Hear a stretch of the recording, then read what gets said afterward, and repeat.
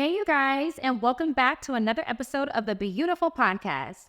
I am your host, Erica, and I'm just so excited to be here once again because y'all, listen, this podcast is a dream come true for me. It may just have, the beginning steps right now, but it really is. It's something that I've been wanting to do for a long time. So I'm just happy to be here in this seat talking to you guys. I'm happy that you guys are tuning in, and I'm just ready to get started, okay? So in today's episode, we're going to be talking about how to stay productive in your single season, all right?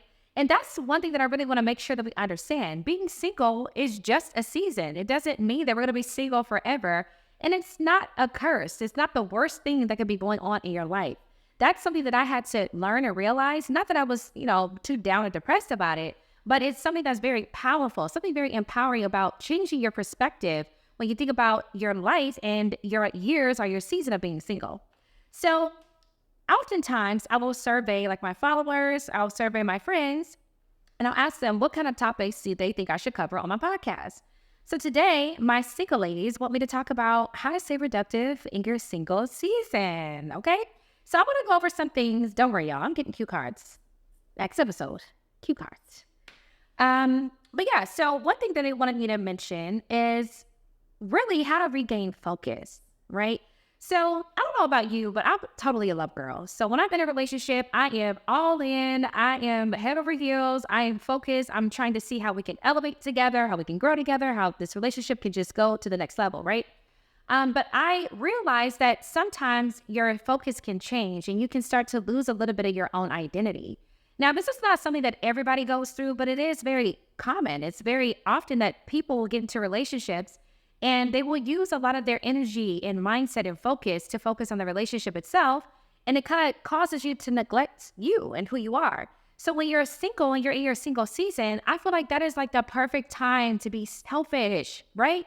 To really think about you and pour into you, really discover who you are. And when you're coming out of a season of being in a relationship and you're going into your single season, to me, it's a time to be celebrated because now you get to regain your focus and re-tap into all those things that you've been putting off. So really, when you get into your single season, it's time to put yourself first. Now, a lot of people struggle with this because they feel like, okay, if I am, being selfish, then I'm a selfish person. How do I avoid being a selfish person in my single season? Well, I believe that you're actually not selfish unless you're selfish. You can take some time to focus on you and put you first without being selfish, right?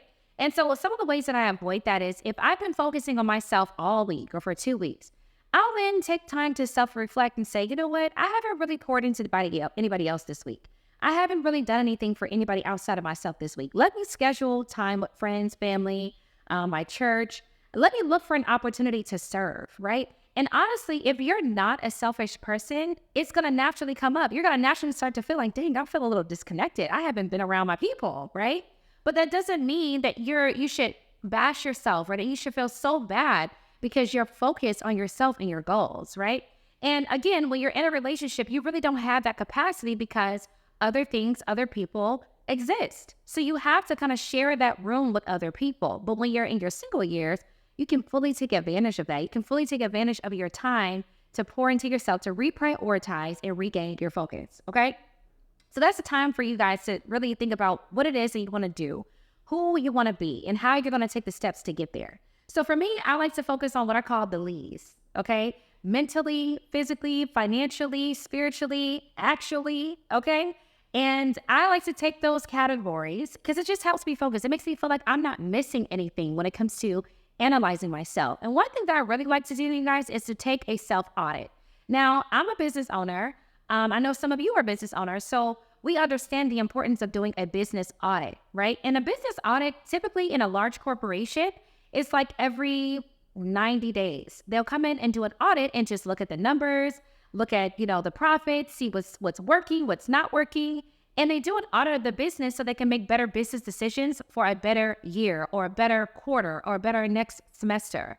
So in the same way, we should be auditing ourselves. We should be analyzing ourselves, and it doesn't have to be so critical or so negative, but it can be just intentional, right? We just want to take a self-audit. Take a look at yourself and say, well, what's going well for me? What needs some improvement? And what is my plan to improve? That is a key way to stay productive in your singleness, because now you've created goals in every category, nothing's missing, and you have a complete focus on what it is that you need to be doing in this time that you're single, right? Oftentimes, I meet people that are like, they have the opposite situation where they're single and they're so engulfed in their goals that they don't have time for a man. They don't have time for a woman. They don't have time for a relationship.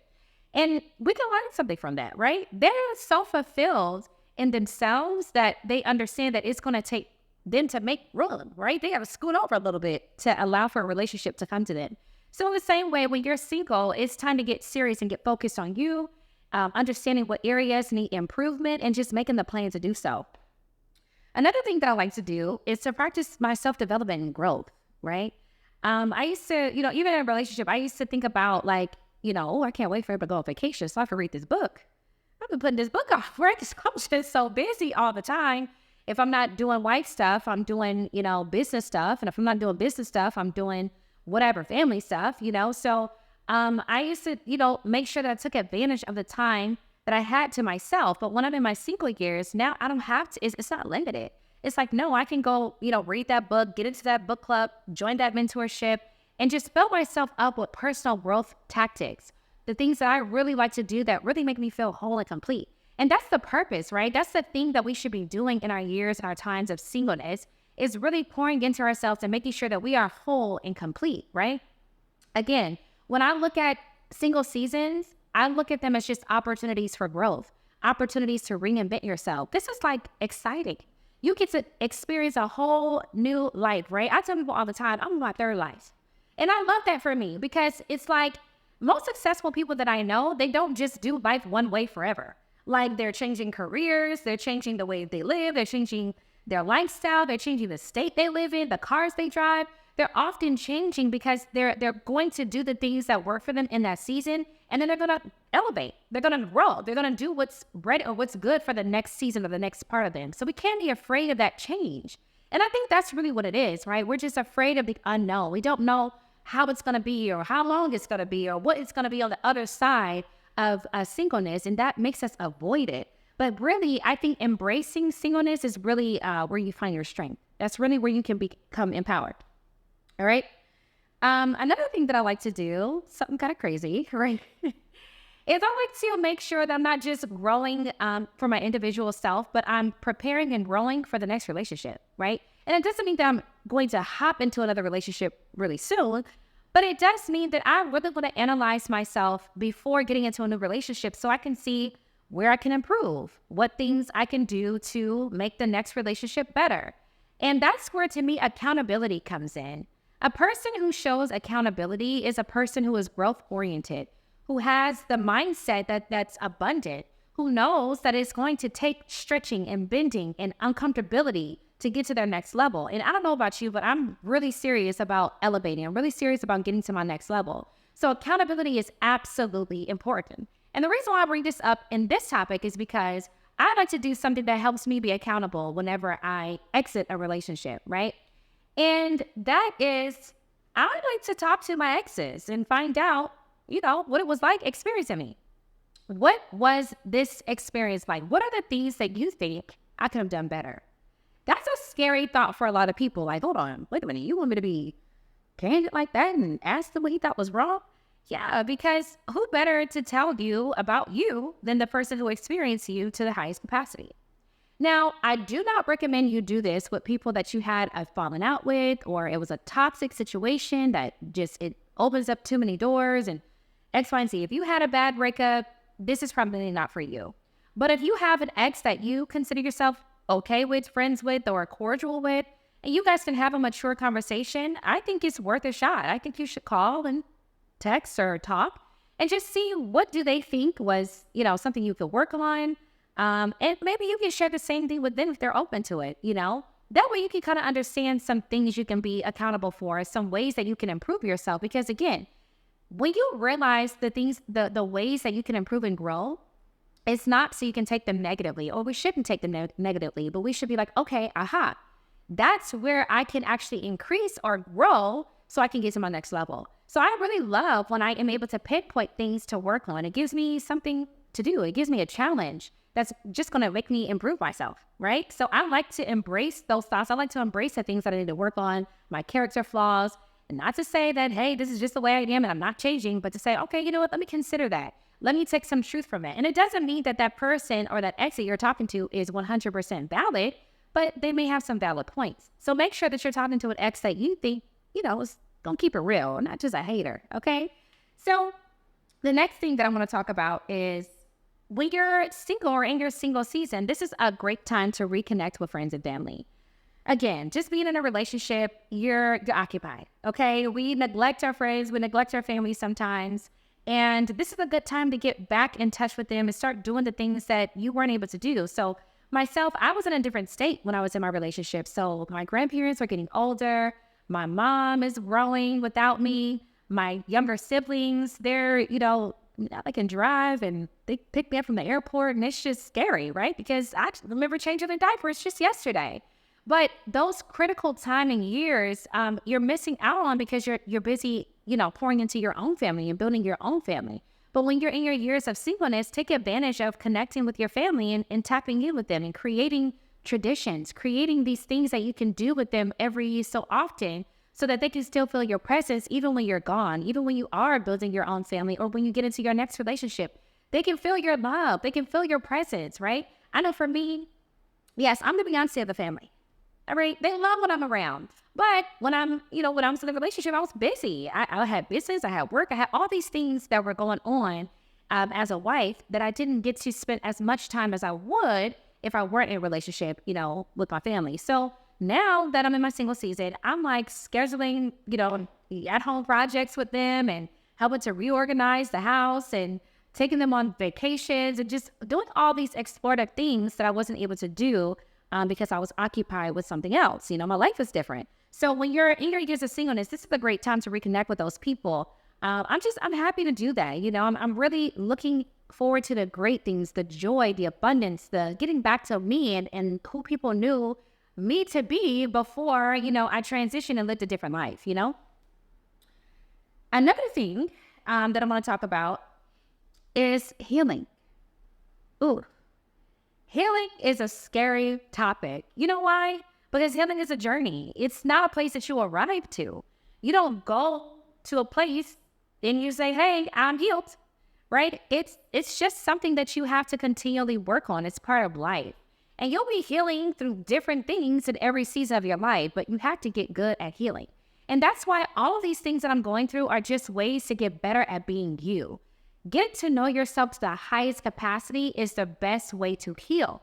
So this doesn't mean, just the self-care things and all the, generic things that we hear about, but really connecting with yourself, sitting with yourself, getting to know you, loving and liking yourself. A lot of us want to hop into a relationship and we don't even like us, but we expect somebody else to.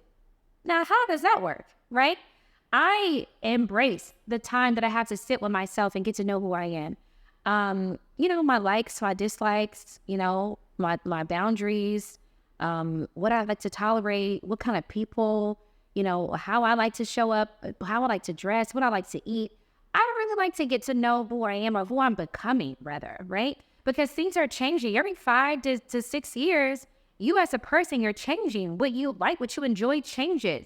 So now that you're in another single season, now is the time to, again, self-reflect and find out who you're becoming.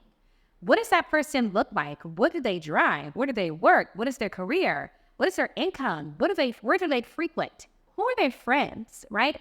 All of these things are ways for you to identify who you're becoming and how you're going to actually create the steps again to get to be that person. So again, y'all, I'm super excited about this season because it's a challenge. It's an opportunity. It's a way for me to see what I'm made of, right? And really get to feel like nothing in this world is holding me back from becoming the best version of myself, right? And that's absolutely necessary when you are, in your waiting period. So I'm a woman who believes that we should be waiting for our mate to come, but I don't believe waiting should be something that we do idly, right? We should be waiting with purpose, waiting intentionally. I used to actually run a program called Wives in Waiting. And this is because many people used to kind of look at the waiting period as like a curse, right? Like, okay, it needs to hurry up. Like, when am I going to get a relationship? But there are so many things that you could be working on to make sure that when you get in that relationship, you don't lose yourself, right? You are able to continue to live your life to the fullest and be you to the fullest while you're in that relationship. And so getting good at being you, getting comfortable at being who you are is so important, you guys. It really is, because getting lost in this world is easy. It's easy. And take it from somebody who never thought that could happen to them, but it did, because things change. You're not in control as much as you think you are. And you just kind of lose your way. So I think it's super important to just focus on being a great individual, being the best you can be, so that when you're getting with your partner, you guys are just joining forces. You're already who you are. You're already glowing and thriving. You're already on your way, right? And you're meeting a partner who is comparable, right? That's what I believe. Now, okay. So I have a question here from one of our followers that says, what does a person who's serious about themselves look like? I love that question because I'm a person who does not play about me, all right? When it comes to being serious about you, I think that's just what it is, right? Getting serious about you. So, when it came time for me to elevate and really put myself first, I had to make sure that I was planning. And even being an entrepreneur, it can be difficult to stay productive. It can be difficult to stick to a schedule, but that's just what it takes. Actually creating a schedule. And I think a person who is serious about themselves creates a schedule. I'm a person who likes to plan out my day the night before so that when I wake up in the morning, I'm not scrounging for things to do. I already know what needs to be done by the hour, right? From the time I'm waking up until the time I'm going to bed, I already have my list of things written out so that I can just tackle them, mark them off, and whatever I didn't get to that day, I can add on to the next list. And that just really helps me to be productive for me. A person who is serious about themselves, a person that doesn't play with themselves, is somebody who has and enforces boundaries. Someone who sticks to their plan and even holds themselves accountable to say, listen, you say you weren't going to stay out. You say you were going to go out twice a week. You say you weren't going to outspend your budget. So give yourself consequences when it comes to you not sticking to your word, right? We're so good with being so loyal to other people and sticking to our word when it comes to, a significant other or a friend or sometimes even a family member. We allow for them to make us feel bad, y'all, when we are not doing the things that we said we were going to do. But when it comes to ourselves, we play, right? We're like, okay, well, I didn't do it. It's okay. No, it's not okay. So have that same conversation with yourself the same way you would a friend. Hey, you know what? You didn't do what you said you were going to do. Or that, to me, shows a little bit of disregard, right? Hold yourself accountable just as you would somebody that you care for in your life. And I think a person that doesn't play about themselves, I think that's what your life looks like. You're really not necessarily rigid, but you're serious. You're serious about your goals. You're serious about your plans. You're sticking to them. And you're creating plans that work for you. You're not doing the things that are just popular or the things that are trending or the things that are, Instagrammable or viral, but you're doing the things that really do make sense for your life. Like me, I love to go to the gym. I love going to the gym 3 days a week, okay? Should I go to the gym 5 days? Absolutely. Baby said. But it's not happening because I know that I'm a person who loves to stay consistent. I'm also a morning person, but I'm not a morning person for the gym, okay? So it sounds good to say, oh yeah, 5 a.m. workouts. But for me, babe, no. 5 a.m., I'm stretching, I'm praying, I'm making phone calls, I am on the computer, I'm researching. My brain is on, but my body is not awake at 5 a.m. I'm like at 5 a.m. But I'm a person who likes to unwind with a little gym time, right? So I might book a 7 o'clock class, and that works better for me. That allows for me to stay consistent, productive, and serious about my goals, okay? I hope y'all caught all that. Caught all that tea. So another question we have here is, what are some things you want to avoid in your single season? I would avoid harping on the past. A lot of times we're living in what shoulda, coulda, woulda, right? Again, these are things that we've already heard, you guys, but I'm your big sister. I'm holding you accountable, all right? To do these things, not just look at them as sayings, but I don't want to live life in the rearview mirror. I don't want to look back in the past to say, oh my God, I made that mistake, this, that.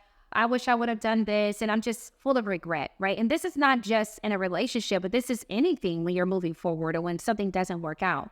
I think it's just good to just not focus on why it didn't work out, but embrace the thought of it not working out because it wasn't supposed to. Because there is something different that's lying ahead of you that is better for your future or better for who you're becoming, right? Again, God knows all things. So we are the ones who are limited. We're the ones who can only see so far. So if we are thinking about the things that didn't work out, again, how many times have we done that in the past? And now we're living a life or living a better life than we ever could have made for ourselves because we just had to go through it, right? We just had to trust the process. So when it comes to your life as a single person, it's important, again, to not harp on the past, not live life full of regret, but just know everything can come to an end. And even when you're entering a new relationship, that's why I really do think it's important to be whole and to focus on being, the best version of you, because you don't know if this next relationship is going to be the end all be all. It can be another temporary thing, and you don't want to be the person that's devastated if a relationship doesn't work out, right? If you give a person your entire heart, your entire being, that's exactly what they leave with if they decide to leave. So you want to always save some you for you. Shout out to my girl Ernestine. That is one of her sayings that I just live by. Save some you for you, right? Not just with a relationship, but also with friends, family, your coworkers. Anybody that you interact with, right? Always have a little something left for you to be able to pick up, move forward, and pour into yourself so that you can re-up and get your energy back up and focus on the things that matter in your life. So how can you cultivate a sense of purpose and meaning? So I think that, when you're looking for your purpose, it should be something that you would do without any kind of income attached to it, something that you can wake up every single day and feel like, if I do this, I feel fulfilled. I feel like I'm contributing to the world. I'm giving back, right? Sometimes people think that purpose is something that's grandiose and life-altering and the whole world has to know about it. But that's not really purpose for me. Purpose is what God blessed me with the innate qualities to do, right? It's very natural for me to do it. It's easy for me to do it. And it might be very helpful or beneficial to other people, but other people are not able to do it as easily as me, right? So your gifts are your purpose, a thing that you just can't live without doing and thinking about, that's a part of your purpose as well. So just kind of studying yourself and knowing what areas, what skills you have, right? A lot of times we don't know because we're just going through life in this cycle. We get up, we go to work, we do the extracurricular things, we cook, we come home, we clean, and we do it all over again. But having that time to be intentional, right? To sit down with yourself and ask, who am I? What do I like? What things make me happy? What things make me fulfilled? What things bring me joy? Give me that warm feeling inside, right? All of that is a part of your purpose. So just search for that and pray about it. I'm a praying girl and I don't have all the answers, right? But I know that my connection to God is really what pushes and propels me to move forward in every single season of my life, including my single season. All right, you guys. So yeah. I just want to remind you guys to love yourself to your highest capacity, okay? Figure out the things that, need to be upgraded, changed, and worked on. It's okay. We all have them. But you know who wins? The person who embraces them, the person who takes on that challenge and says, I'm going to do what I need to do to get to my next level. I'm going to do what I need to do to heal, to grow, to address those shortcomings, and be a better me. That is the way you can be you to the fullest. And I'll see you guys in the next episode. Ciao. Make you. Oh, you look so gorgeous. Thank you. Let me stop calling myself. I gotta get some cue cards. This is the last time y'all gonna see me on this phone. Just really want to get to know. Really, I don't like any of this. Okay, let me stop.